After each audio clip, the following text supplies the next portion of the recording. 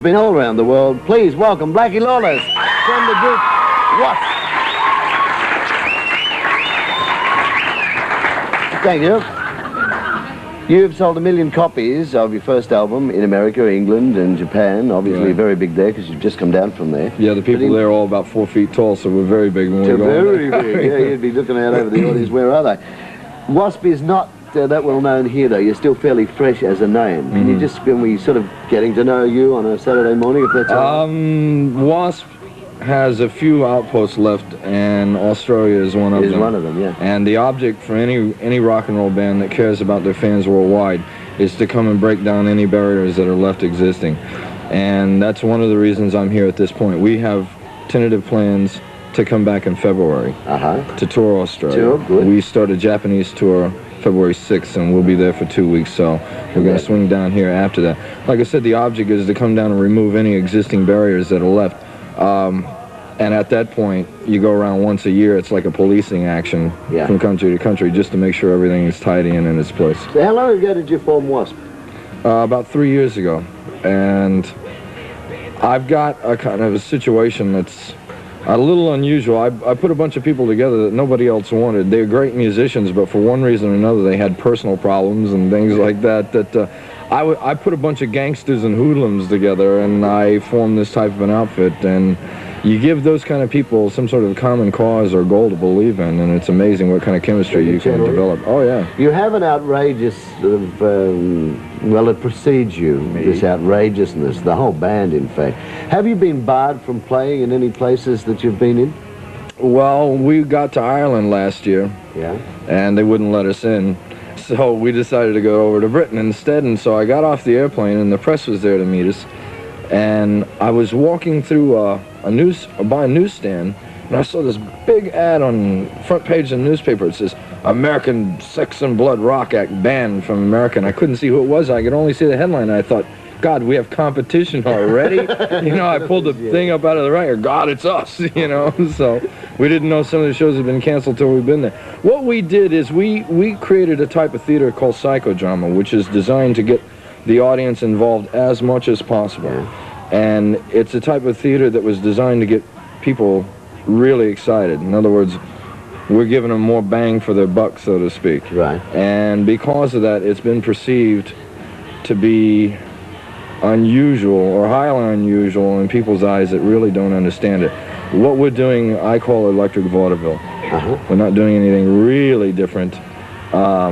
But I think the same people that get excited about what we're doing right now are the same people that watched Elvis Presley 25 years ago. Right, and it moves on. Sure. WASP, W, full stop, A, full stop, S, full stop, P. Do those letters stand for anything? Yeah. Can you tell us on G-rated television? No. It's that question gone. Just X that one right off, right? This new album, which I love, The Last Command, is a little different from the first, and in fact, for what would be called a heavy band, is quite different. There's a whole stack of different instruments in there. You, in fact, play how many? 12 on the album? I played 14 different 14. And one of those is a sitar. Sitar, yeah. Who taught you that? Myself. Yeah? It's called necessity. Right. You know, what we wanted to do was create a record that had never been done in heavy rock before. And we put a bunch of instruments together, and the challenge was to try to make those instruments as heavy sounding as possible. Because in heavy rock, it's got to be heavy and driving, straightforward. Yeah. And you can't really deviate from that a whole lot. We took traditional instruments that had not been traditionally used in this type of music before, especially a lot of percussive things, and fuse them together with the instruments, the basic instrumentation that you have. No one's ever really done that before. And it's worked for you. It's a freedom that I like a lot that you'll continue to see in the future from us. The departure that you had from the first album to the second album, you will see from the second to the third album. And ongoing. And ongoing. Just very quickly, mate, because we're out of time, but the censorship thing in the US where the senators' wives are all complaining they want records censored. What are your thoughts quickly on that? I think it's for Washington wives that were sitting around at a barbecue one Sunday afternoon and had nothing to do, and said, why don't we go after Blackie Lawless and all the rest of these boys and see what happens there. If they really want something to do, I think they should spend their time cleaning up Washington, D.C. Okay. Want to see WASP in action? We'll have a look at the clip right now. Blind in Texas. Thank Blackie Lawless, please. Thank you. See you when you. Come back. Stay there. You're right.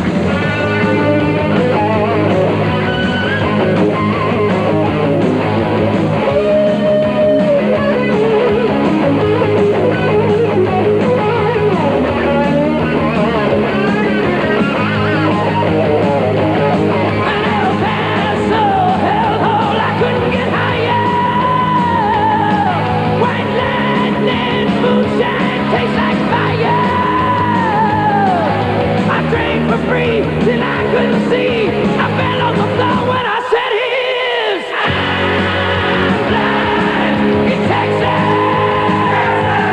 The Lone Star is hot tonight. I'm blind in Texas. The cowboys are taking my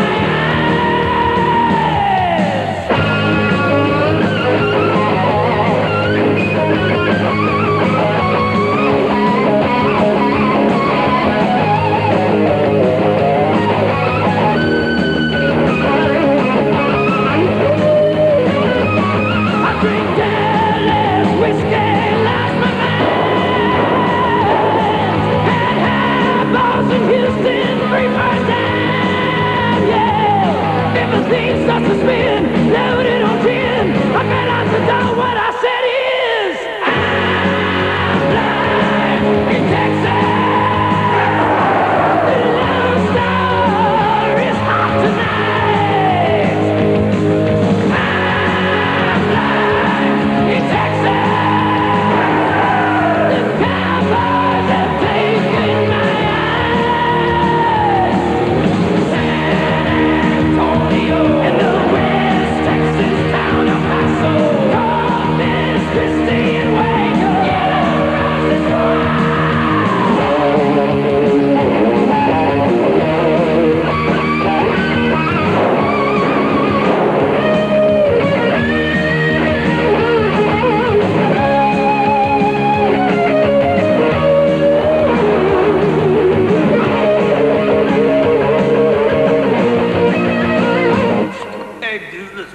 Raising hell in Austin, just in the sun now. When the Hoods Cow police decided to come round, they said, well, what's the matter with you? What you trying to do? I looked at the man